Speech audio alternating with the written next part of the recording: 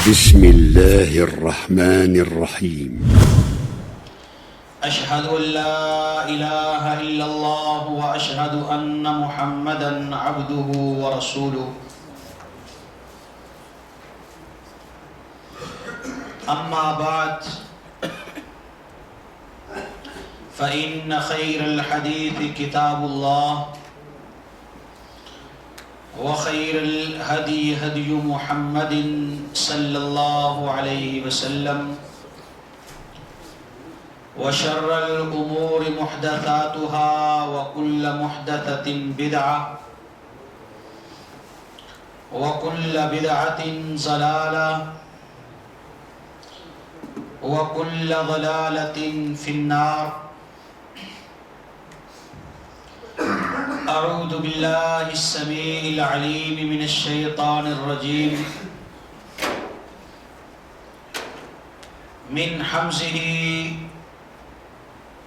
ونفخه ونفسه.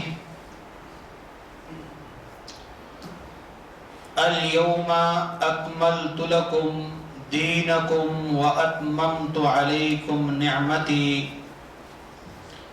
ورضيت لكم الإسلام دينا.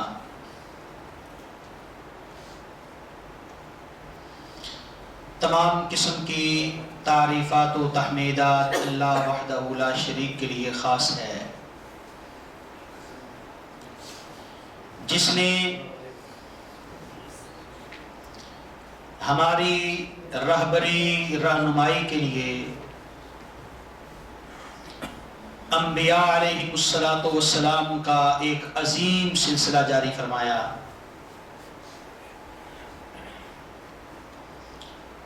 اور انبیاء کے علاوہ کتابوں کا ایک سلسلہ جاری کیا. بے شمار درود و سلام حضرت محمد مصطفیٰ صلی اللہ علیہ وسلم پر، جنہوں نے مشکلات برداشت کر کے، مصائب سہ کر تکالیف پریشانیوں کو برداشت کر کے اللہ کا دین اس کی اصل صورت میں، اس کی اصل شکل میں اللہ کے بندوں تک پہنچایا.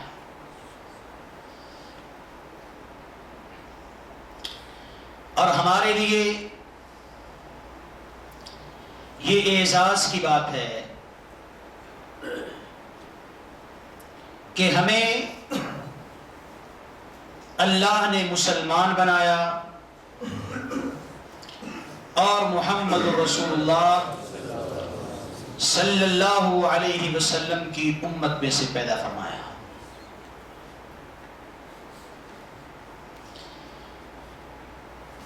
نبی اکرم حضرت محمد رسول اللہ صلی اللہ علیہ وسلم نے دنیا سے تشریف لے جانے سے پہلے سارا کا سارا دین صحیح اور مکمل صورت میں امت تک پہنچا دیا.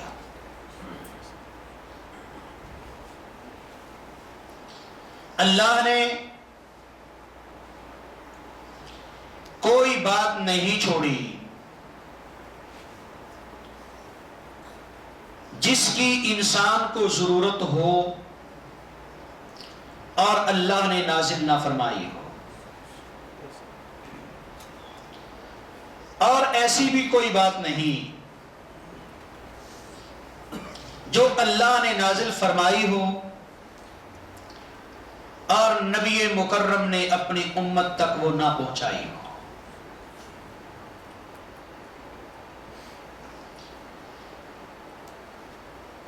نبی صلی اللہ علیہ وسلم نے یہ دین دو صورتوں میں اصول اور تفصیل احکام اور ان کی عملی شکل،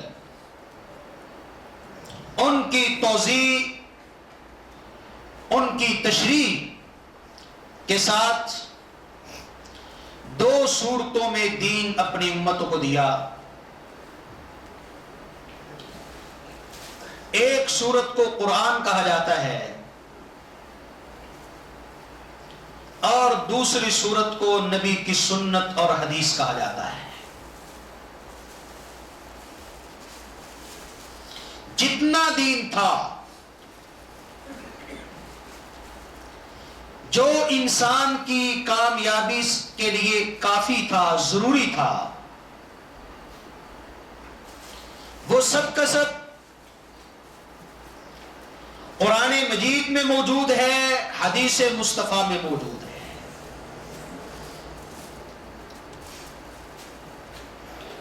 قرآن و حدیث میں جو چیز آ گئی وہ دین ہے. اب کوئی عالم، کوئی فقیہ، کوئی محدث، کوئی مفکر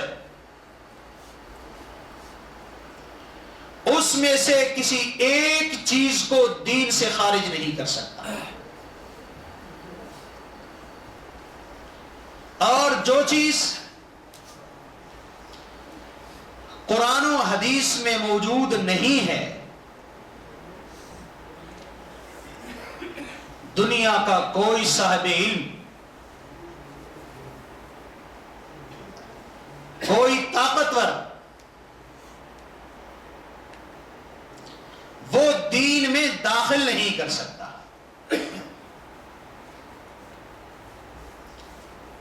اور ہمارا بھی ایک اعزاز ہے،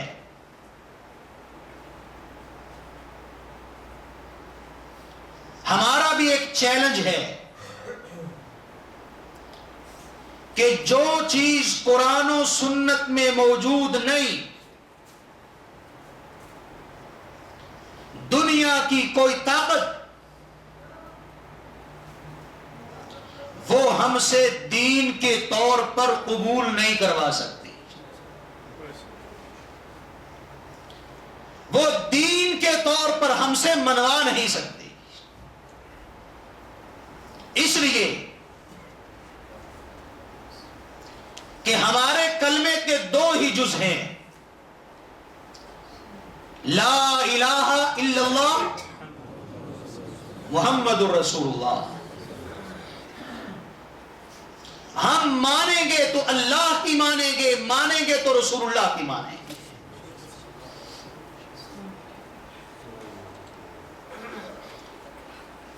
لیکن وہ لوگ جو بیچارے منہج میں کمزور تھے، علم سے دور تھے، اسلام کے مزاج سے ناآشنا تھے،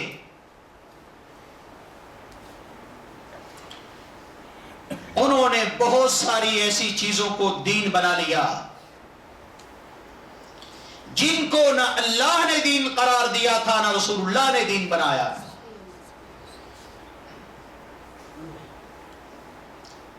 جب سے انسان پیدا ہوا ہے تب سے اس کے ساتھ شیطان جڑا ہوا ہے. اس کی عمر کے ساتھ ساتھ جس طرح اس کی عمر لمبی ہے اسی طرح اس کا تجربہ بھی بڑا وسیع ہے. ہر شخص کو اس کے حساب سے، اس کے مزاج سے وہ گمراہ کرتا ہے.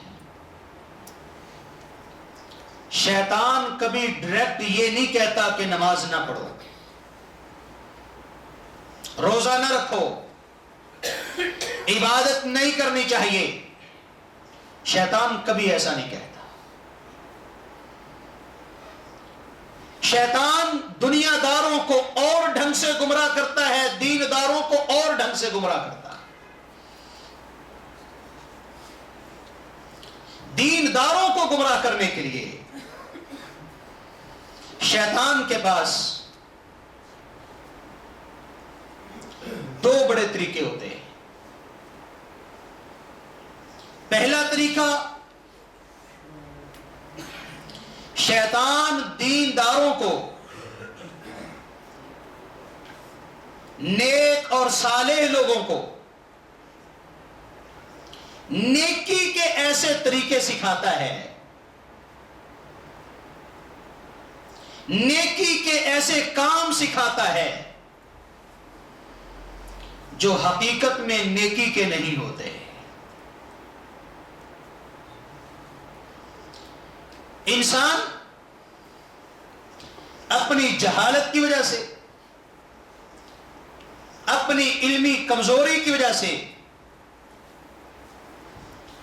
اور دین سے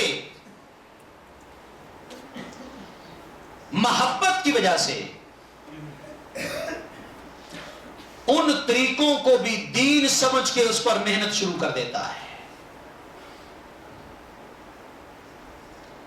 لیکن وہ طریقے چونکہ دین کے نہیں ہوتے، اس لیے تمام تر محنت کے باوجود اس کو ثواب نہیں ملتا. دنیا میں آپ اس بندے کو بیوقوف کہو گے جو ایسی جگہ پر محنت کرتا ہے جہاں پر محنت کر کے اس کو مزدوری نہیں ملتی. کوئی بھی عقل مند جہاں پر اس کو مزدوری کی امید نہ ہو وہاں پر محنت نہیں کرتا. جہاں مزدوری اس کی ماری جائے دوبارہ وہاں پر کام نہیں کرتا. لیکن دین کا معاملہ تھوڑا سا مختلف ہے. یا تو انسان قرآن و سنت سے سمجھ سکتا ہے کہ کس کام پر مجھے اجر ملے گا، کس کام پر اجر نہیں ملے گا. یا پھر جو علم سے نہیں سمجھتا اس کو دنیا میں نہیں قیامت کے دن پتا چلے گا کہ یہ میرا عمل بیکار تھا. اللہ رب العزت نے فرمایا الذین ضل سعیہم فی الحیاۃ الدنیا وہم یحسبون انہم یحسنون صنعا. سب سے زیادہ خسارے والے وہ لوگ ہیں، گھاٹے والے وہ لوگ ہیں جن کی ساری محنتیں ضائع ہو گئیں لیکن وہ یہی سمجھتے رہے کہ ہم بہت اچھا کام کر رہے ہیں.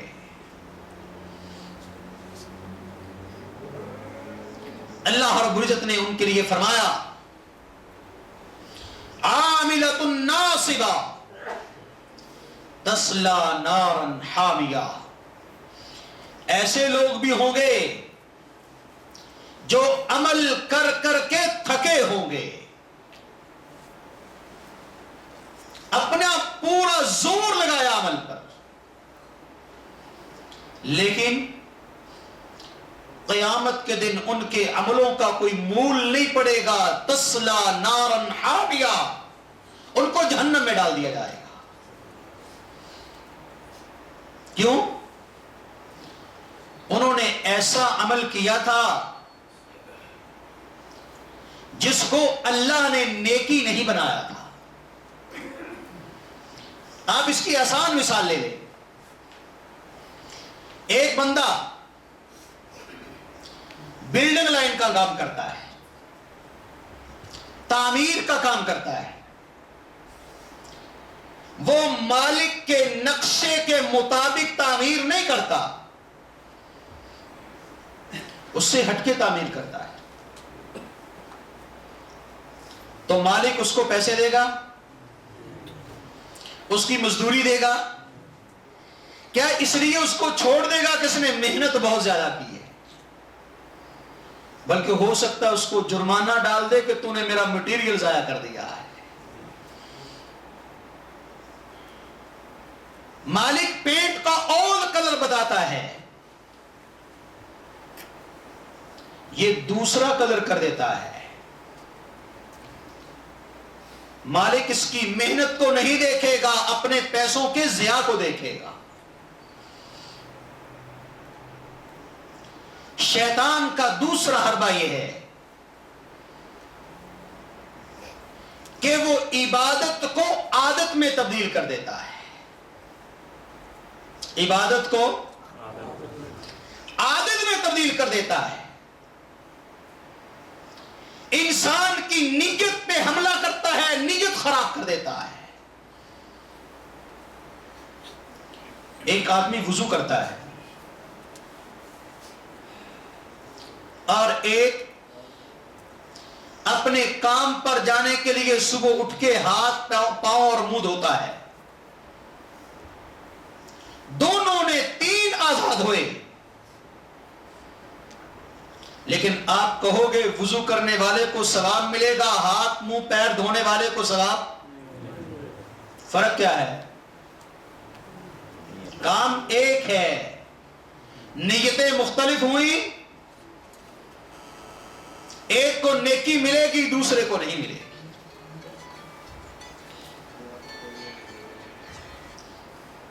ایک شخص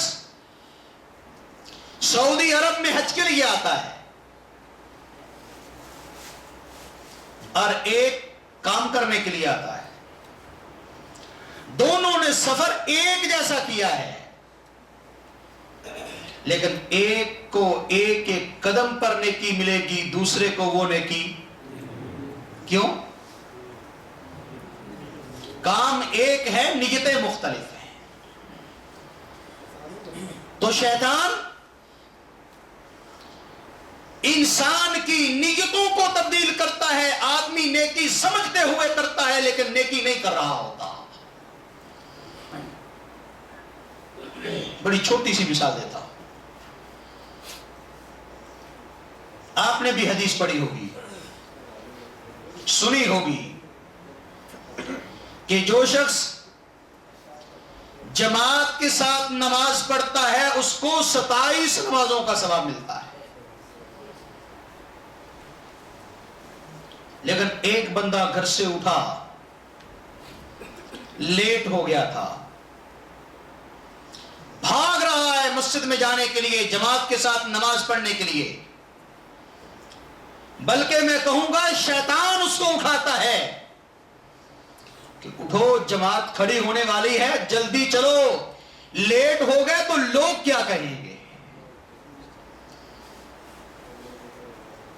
اور آسان مثال دے دوں، ہمارے بہت سارے بھائی الٹے سیدھے طریقوں سے جا کر حج صرف اس لیے کرتے ہیں کہ لوگ کہیں کہ سعودی عرب میں تجھے اتنے سال ہو گئے تو نے حج نہیں کیا۔ حج یہ بھی کرتا ہے، جماعت کے ساتھ نماز یہ بھی پڑھ رہا ہے، لیکن یہ شیطان کے کہنے پر پڑھ رہا ہے۔ شیطان نے کہا جلدی چلو ورنہ لوگ کیا کہیں گے۔ نیت بدل گئی، نیت میں فطور آ گیا، شیطان نے کام بھی کروایا، محنت بھی کی، پیسہ بھی لگا، لیکن ثواب سے اس نے محروم کر دیا۔ کبھی عبادت عادت بن جاتی ہے، کوئی عبادت ہم رسم کے طور پر کرتے ہیں، صدقہ کرنا عبادت ہے یا نہیں؟ لیکن میرے وہ بھائی جو کسی کے فوت ہونے کے 3 دن بعد صدقہ کرتے ہیں، وہ صدقہ سمجھ کے نہیں کرتے، وہ عادت سمجھ کے کرتے ہیں، وہ رسم سمجھ کے کرتے ہیں، وہ رواج سمجھ کے کرتے ہیں۔ اسی لیے کیا کہتے ہیں مولوی صاحب کیا کریں، ناک نہیں رہتا، لوگ کیا کہیں گے۔ شیطان نے پیسہ بھی لگوا دیا اور ثواب تک بھی پہنچنے نہیں دیا۔ جب عبادت رسم بنتی ہے تو اس کے اندر انسان کے دل سے نیکی اور عبادت کا جذبہ ختم ہو جاتا ہے، نیکی اور عبادت کا تصور ختم ہو جاتا ہے۔ اللہ نے جس مقصد کے لیے وہ عبادت مقرر کی ہوتی ہے وہ مقصد ختم ہو جاتا ہے، جو فوائد ہوتے ہیں وہ فوائد ختم ہو جاتے ہیں۔ ایک بندہ اس لیے روزہ رکھتا ہے کہ چلو ڈائٹنگ ہو جائے گی، سارا دن بھوکا وہ بھی ہے اور بھوکا وہ بھی ہے جو اللہ کے لیے روزہ رکھتا ہے۔ ایک فقیر کو اللہ کے لیے دیتا ہے اور دوسرا اس لیے دیتا ہے اگلے سال الیکشن پہ کھڑا ہوں گا، یہ غریب مجھے ووٹ دیں گے۔ پیسہ اس نے بھی لگایا ہے، پیسہ اس نے بھی لگایا ہے۔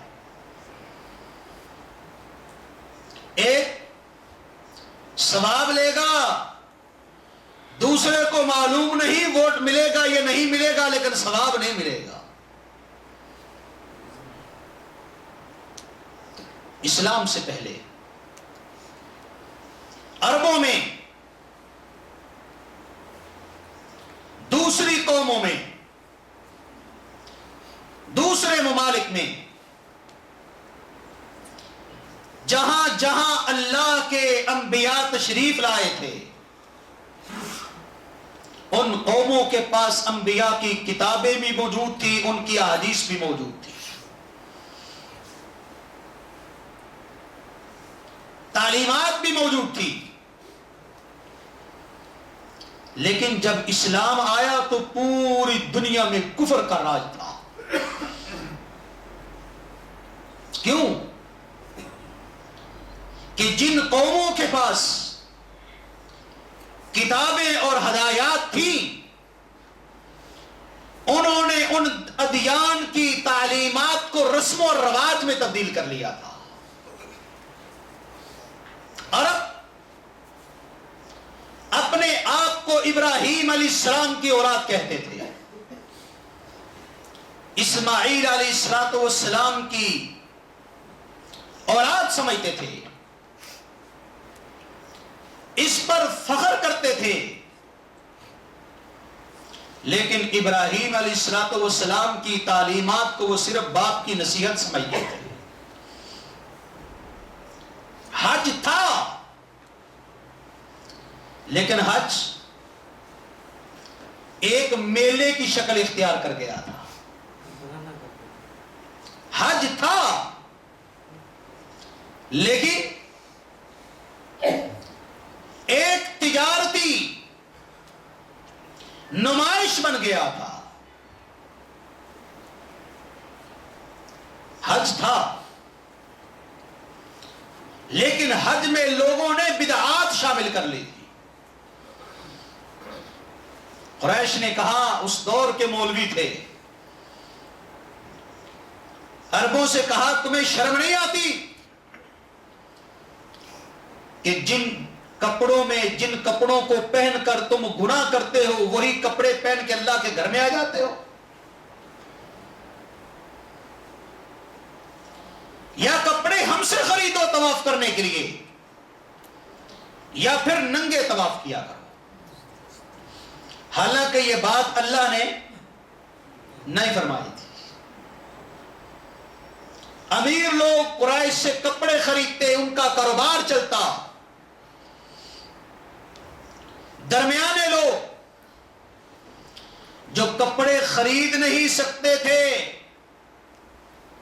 وہ کرائے پر لے لیتے، اور جو بالکل غریب ہوتے تھے وہ ننگے طواف کرتے تھے، ان کو ننگا طواف کرنے پر مجبور کر دیا گیا۔ حج تو تھا لیکن رسم و رواج کا شکار ہو چکا تھا۔ قربانی تھی، لوگ نظر و نیاز کے اونٹ بیت اللہ میں آ کے ذبح کرتے تھے، لیکن اس کی شکل اس کے پیچھے نظریہ اور نیت اور جذبہ وہی تبدیل کر کے شیطان نے بنا دیا تھا. جو لوگ دوسرے درباروں پر نظر چڑھاتے تھے، نیاز دیتے تھے، اسی طرح بیت اللہ کو بھی ایک دربار سمجھ کے نظر دیتے تھے اور نیاز چڑھاتے تھے. حج اور قربانی تھے، عبادت تھی، لیکن شیطان نے اس کو رسم و رواج میں ڈال دیا تھا.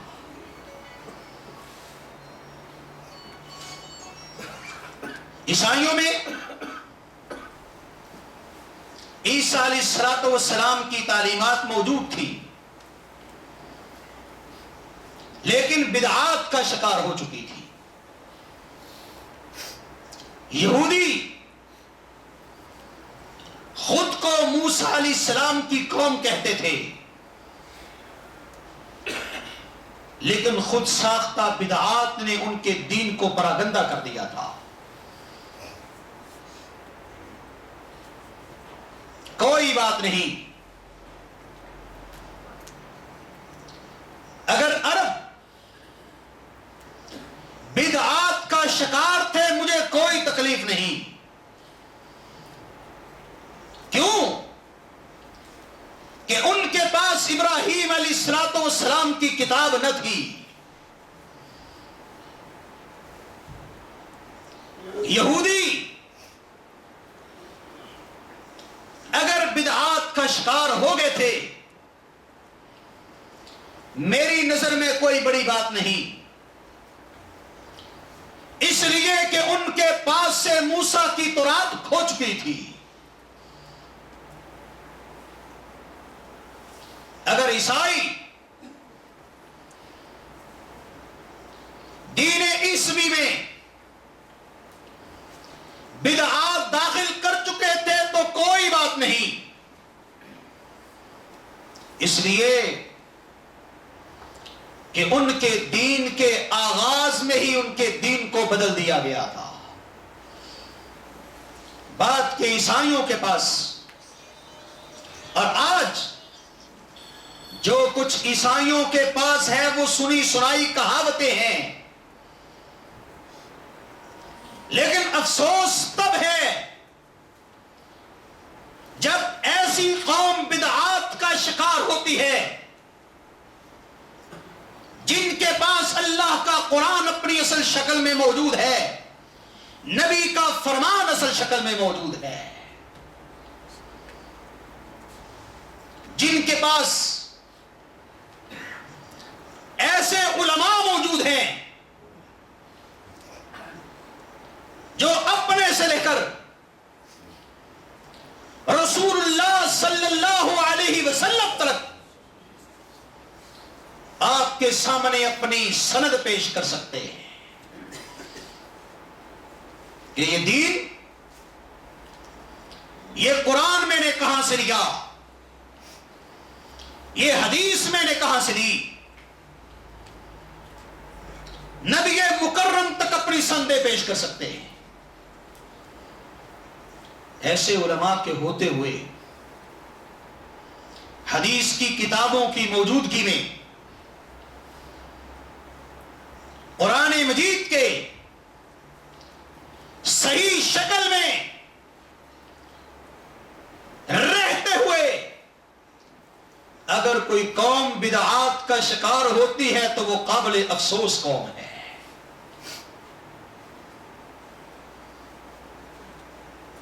آئیے آپ بھائیوں کے سامنے میں یہ رکھنا چاہتا ہوں کہ آج ہم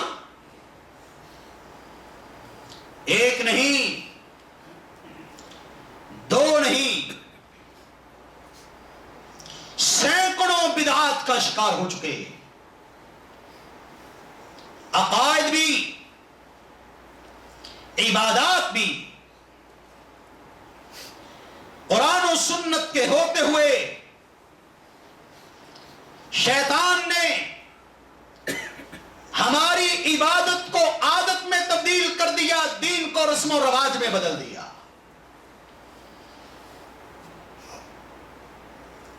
اور اس سے بھی افسوس کی بات یہ ہے کہ یہ کام لوگوں نے نہیں کیا، ان پڑھ اور جاہل عوام نے نہیں کیا، یہ کام نبی کے منبر و محراب کے وارثوں نے کیا، اور بدعات و خرافات کی دعوت کسی سینما گھر سے نہیں اٹھتی، کسی دنیاوی مجلس میں اس پر ڈسکس نہیں ہوتی، مولوی نبی کے منبر پر بیٹھ کر بدعت کی دعوت دے رہا ہوتا ہے، اور عوام کی حالت یہ ہے، عوام اس قدر دین کی تعلیم سے دور ہو گئی، لوگ اس قدر قرآن سے بیگانہ ہو گئے۔ آپ لوگوں سے صرف ایک سوال پوچھ گئے، صرف یہ پوچھ لیں کہ آپ کی تعلیم کتنی ہے، فوراً آپ کو دنیا کی اور سکول کی تعلیم بتائے گا۔ ہم نے قرآن کی تعلیم کو تعلیم ہی نہیں سمجھا، ہر بندہ اسی چکر میں کہ میرا بیٹا ڈاکٹر بن جائے، پتہ نہیں سب ڈاکٹر بن جائیں گے تو مریض کہاں سے آئیں گے، ہر بندہ اسی چکر میں پیسہ کمانے والا بن جائے، دین نہیں جی، بھوکا تھوڑا مارنا ہے، مولوی کی کیا ویلیو ہے؟ جب ہم نے مولوی کو ویلیو نہیں دی اور خود مولوی بننا پسند نہیں کیا، اس کا نتیجہ یہ ہوا،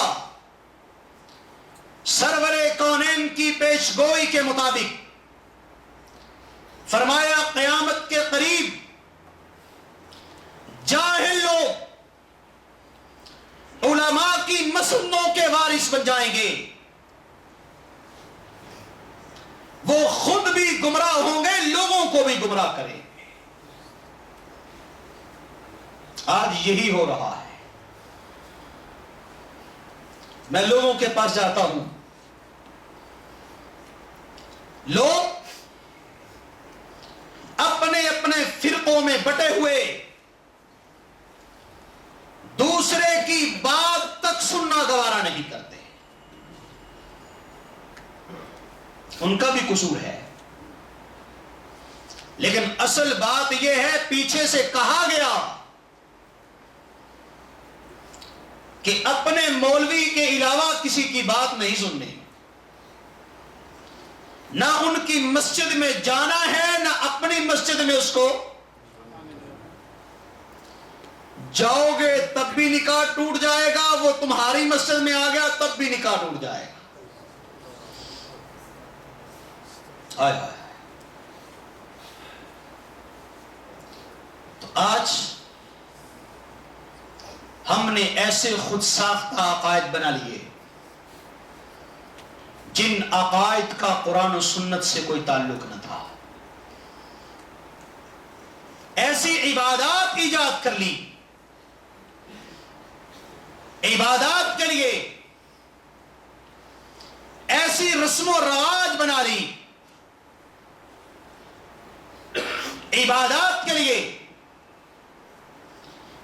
دین کے کاموں کے لیے ایسے دنوں کا انتخاب کر لیا جن کا تذکرہ نہ رب کے قرآن میں تھا نہ نبی کے فرمان میں تھا۔ اور تعجب کی بات، جب ہم نے مولوی کو کچھ دینا چھوڑ دیا تو دوسرے لوگوں کی طرح مولوی نے بھی 2 نمبر طریقے سے لینا شروع کر دیا۔ آج سال کا کوئی مہینہ نہیں بلکہ کوئی دن نہیں ہوگا جس میں مولوی 2 نمبر طریقے سے لوگوں کا مال نہیں کھاتا. اور تعجب کی بات، آپ تعجب کریں گے اس بات پر کہ ہمارے ہاں جتنی بدعات ہیں، جتنی بدعات ٹوٹل، ان ساری بدعات کا مولوی کے پیڑ سے ضرور تعلق ہوتا ہے، کھانے پینے سے ضرور تعلق ہوگا. آپ کو کوئی ایسی بدعت نہیں ملے گی جس کے ساتھ کھانا پینا نہ جڑا ہوا ہو. شب برات یہ کیا کریں؟ کہتا اچھا پکاؤ اچھا کھاؤ. شب معراج کہتا اچھا پکاؤ. فلاں دن میلاد النبی کہتا اچھا پکاؤ، خود بھی کھاؤ ہمیں بھی کھلاؤ. بندہ مر گیا اس پر بھی مولوی کو کھلاؤ، بندہ پیدا ہو گیا تب بھی مولوی کو کھلاؤ. اور پھر اس کھانے کے لیے لوگوں کی جیبوں سے نکالنے کے لیے اسلام کے نام پر ایسے ایسے عقائد بتا دیے کہ لوگ بیچارے مجبور ہو گئے دینے کا. مولوی نے شب برات کے دن، یہ جو 2 دن کے بعد آنے والی ہے، لوگوں کو کہا تمہارے جتنے باپ دادا مرے ہوئے ہوتے ہیں شب برات کے دن وہ گھروں میں واپس آتے ہیں، پھر ہر جمعرات کو بھی آتے ہیں. ٹھیک ہے مولوی صاحب آتے ہیں تو پھر کیا کریں؟ کہتا ہے ان کے کھانے کا انتظام کرو. کھانا پکا لیا، پھر کہتا ہے آتے ہوئے تمہیں نظر نہیں آتے اس لیے مجھے بلاؤ.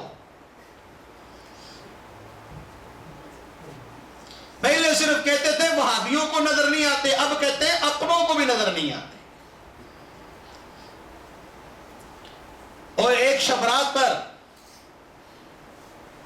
لوگ کافی سارے کھانے اپنی اپنی استطاعت کے مطابق لے کے مسجد میں پہنچ گئے. مولوی صاحب ہاتھ میں ڈنڈا لے کر کھانوں کے ارد گرد گھوم رہے ہیں اور ختم پڑھ رہے ہیں، اور ہر منٹ کے بعد ایسے زور سے سوٹی مارتے ہیں، ڈنڈا مارتے ہیں، ہٹ پیچھے. لوگوں نے پوچھا مولوی صاحب یہ کیا کر رہے ہیں؟ کہتا ہے یہ کچھ لوگوں نے جو دال بھیجی ہے نا، ان کا جو مردہ ہے وہ سیویوں کی طرف منہ مارتا ہے تو میں اس کو روکتا ہوں، ہٹ. تیرے گھر والوں نے دال بھیجی تو دال کھا، تاکہ اگلے سال کوئی دال بھیجنے کی جرت.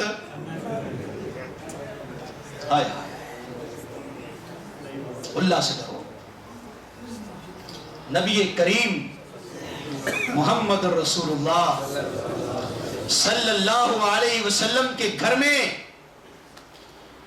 2 مہینے چولہا نہیں جلتا تھا. کیا لوگوں کے گھروں سے کھاتے تھے؟ سیدہ عائشہ سے پوچھا اماں جی جب چولہا نہیں جلتا تھا تو کس سے گزارا کرتے تھے؟ فرمایا کھجور اور پانی سے گزارا کرتے تھے. جس طرح کا دین آج ہے مولوی کو تو چولہا جلانے کی ضرورت ہی نہیں پڑتی. تو ہر مہینے میں ہر ہفتے میں ایسا دن بنا لیا کہ جس میں مولوی کے کھانے کا انتظام ہو جاتا ہے. سوموار کو بھی دو، جمعرات کو بھی دو، مر جائے تیسرے دن دو، 10ویں دن دو، 7ویں دن دو، 40ویں دن دو. مرنے کے بعد ایک آدمی کو کم سے کم ضرور 40 دن تک دو. پھر اگر مردہ بخشانا ہے تو قرآن پڑھا کے ہمیں پیسے دو. تم نہیں خود پڑھنا، پڑھیں گے ہم، پیسے تم دو گے. پڑھیں گے ہم. وہ کسی گاؤں کا چودھری مر گیا تو اب وہ بیچارے جاہل تھے. مولوی صاحب ہر دوسرے دن چلے جاتے کہ آپ کا باپ خواب میں آیا تھا, اس کے پاؤں میں جوتا نہیں تھا, کیا کریں, جوتا دو. اب چودھری کے بیٹے بیچارے جوتا لے دیتے. پھر 2 دن بعد چلا گیا, بھی چودھری صاحب کے کپڑے بڑے پھٹے ہوئے تھے, کیا کریں, کپڑے لے کر دو. آخر انسان کی ہرس ختم نہیں ہوتی. ان کے پاس ایک بڑی زبردست گھوڑی تھی. ایک دن گیا, بڑا ڈھیلا سا منہ کیا ہوا, تو کہتے ہیں مولوی صاحب کیا ہوا؟ تو کہتا ہے بس کیا بتاؤں, چودھری صاحب بڑے لمبے سفر پر جا رہے تھے اور بیچارے جا بھی پیدل رہے تھے. تو مولوی صاحب کیا کریں؟ کہتا ہے گھوڑی بھیجو اپنے باپ کو, تاکہ وہاں کے سفر میں دشواری نہ ہو.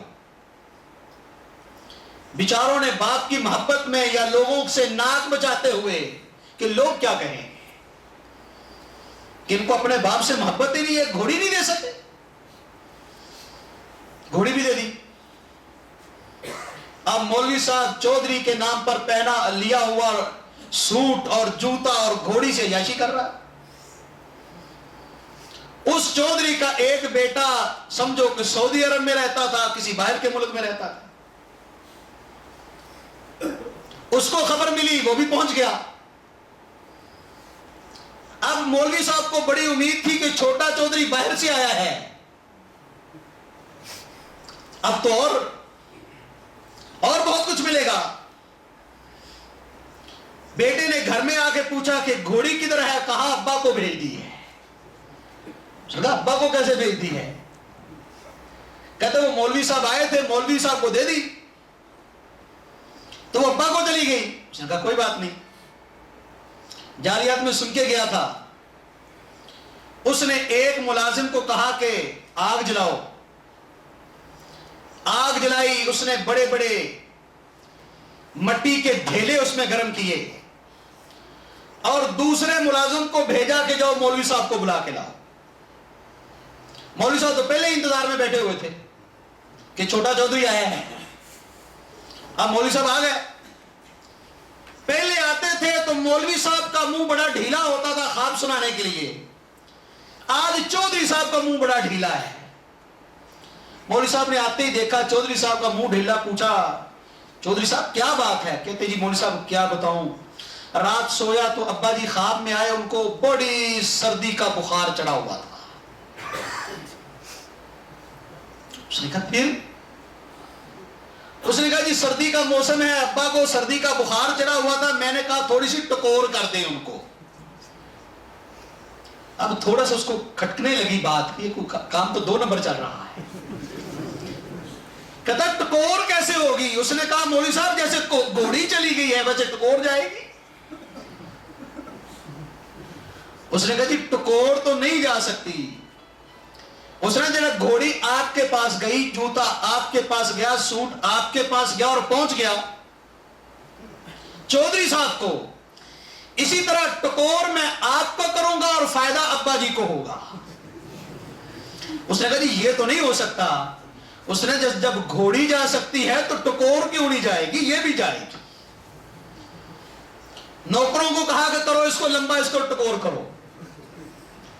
اب وہ لگا معافی مانگنے. اس نے کہا کہ گھوڑی ادھر چھوڑ جاؤ تو تمہیں معاف کر دیتا ہوں. یہ کیا ڈرامہ بنایا ہوا ہے. نبی کے گھر میں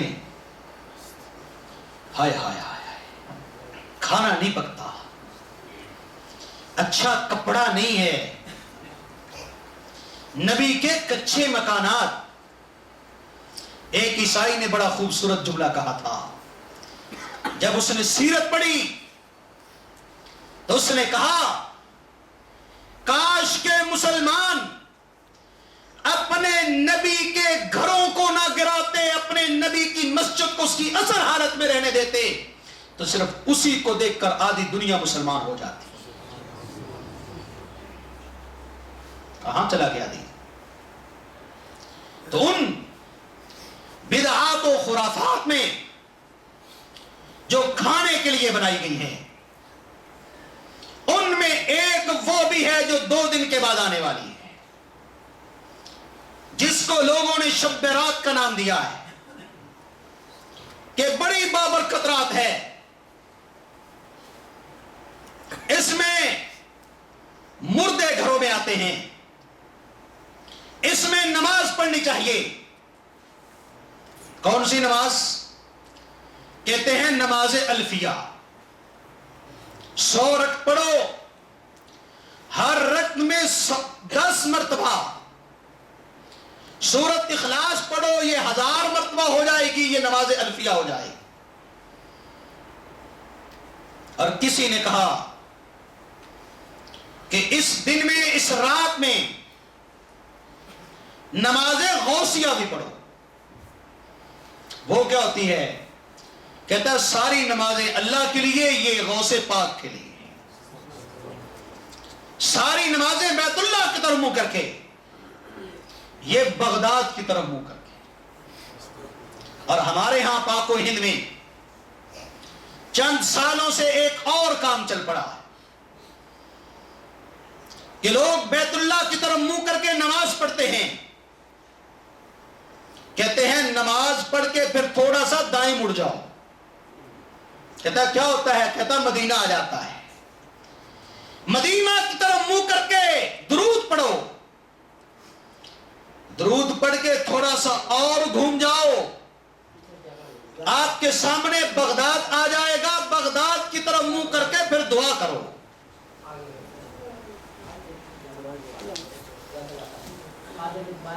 اسی طرح اپنے مردوں کے استقبال کے لیے گھروں کو سجاؤ۔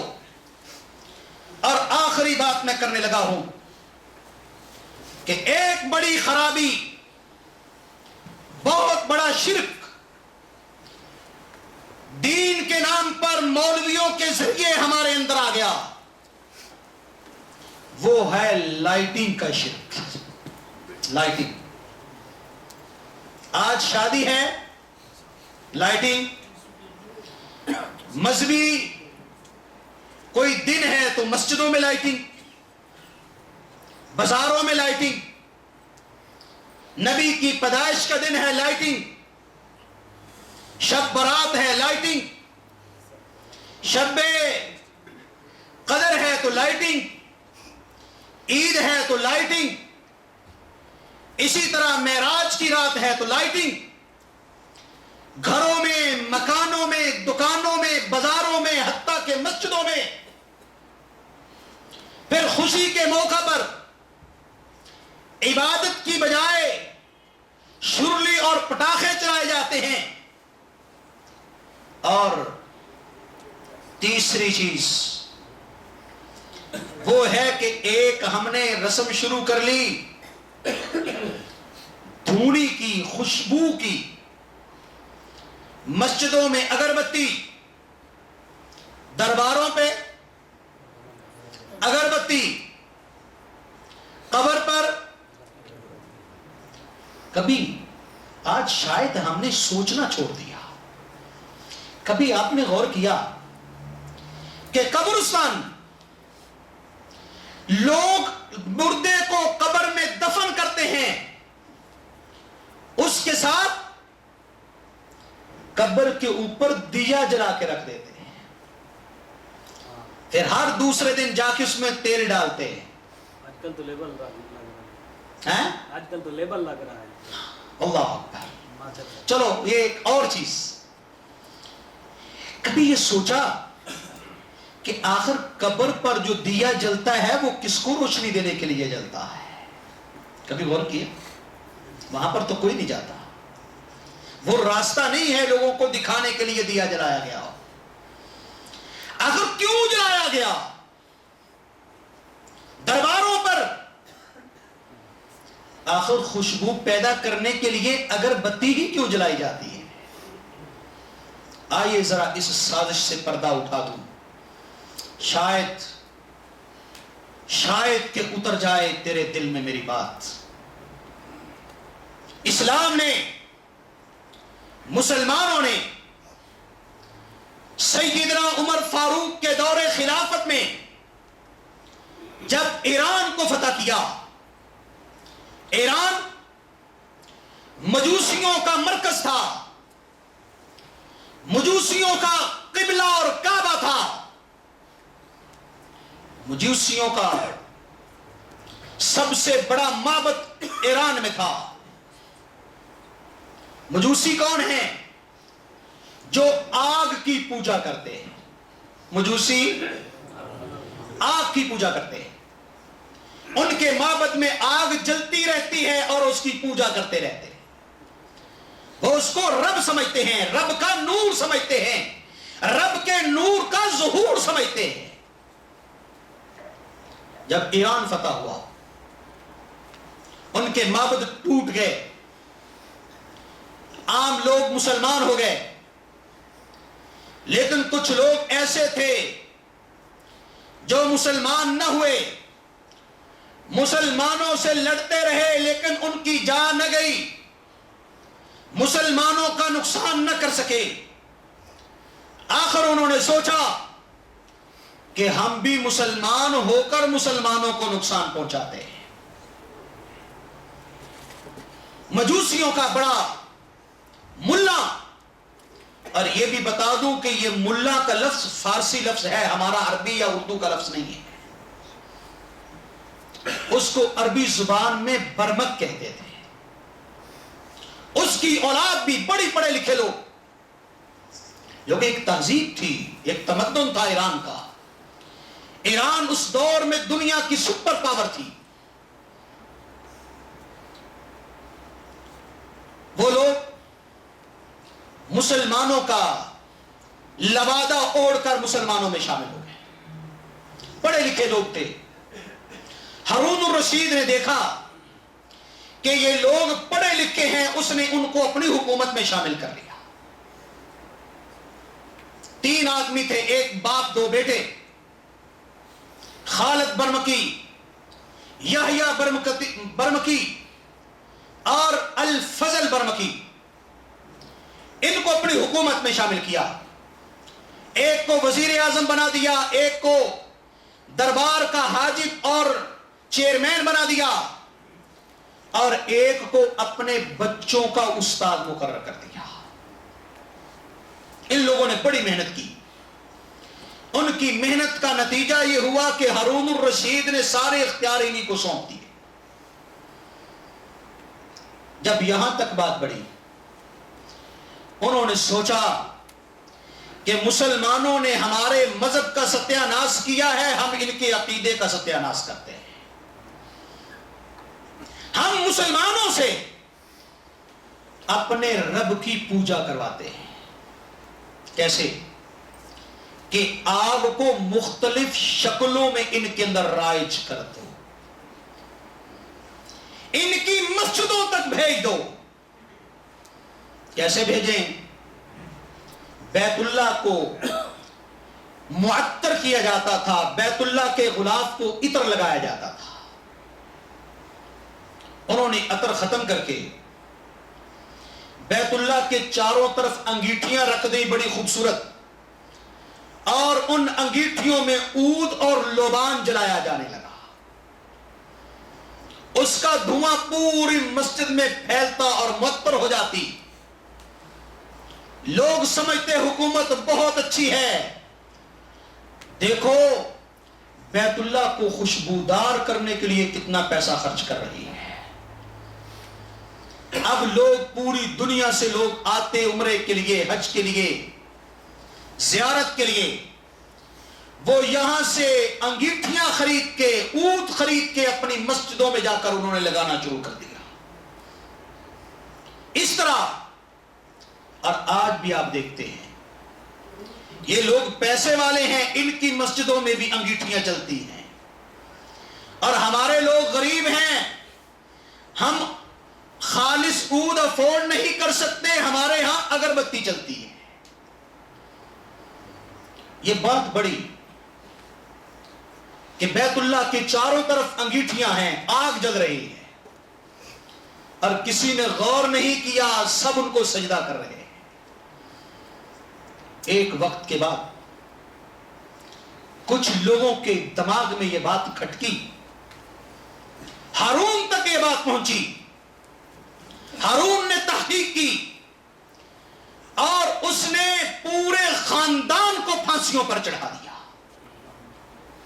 وہ خاندان پھانسی پر چڑھ گیا، لیکن ان کی بدعت، ان کی یہ کی ہوئی شرکیہ محنت آج بھی ہماری مسجدوں میں بھی، ہمارے درباروں پہ بھی، ہمارے قبرستانوں میں بھی، ہمارے گھروں پر بھی.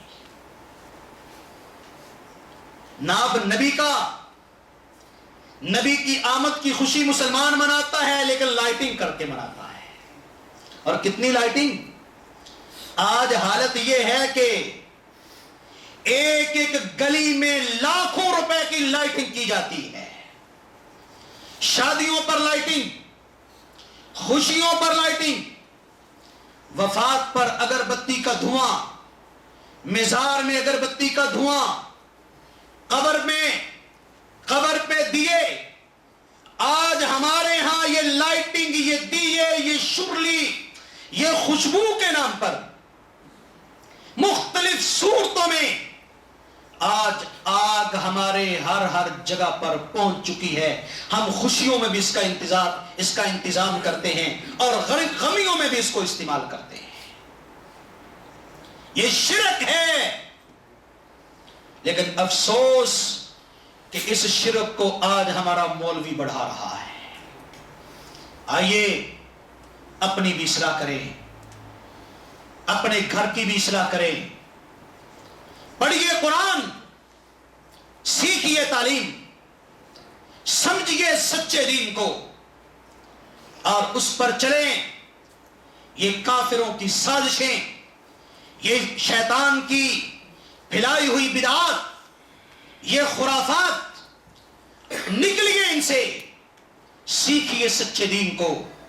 قرآن و سنت یہ ہے جنت کا راستہ، اس کے علاوہ کوئی دوسرا جنت کا راستہ نہیں ہے. جب اس پر عمل کر کے نبی جنت میں جائیں گے، اس پر عمل کر کے صحابہ جنت میں جائیں گے، تو صرف اس پر عمل کرنے سے آپ جنت میں کیوں نہیں جاؤ گے؟ یہی جنت کا راستہ ہے. ذالک الکتاب لا ریب فیہ ھدی للمتقین. یہ مومنوں کی رہنمائی کے لیے ہے، اور اس کی رہنمائی میں کوئی شک و شبہ. وآخر دعوانا الحمدللہ رب العالمین.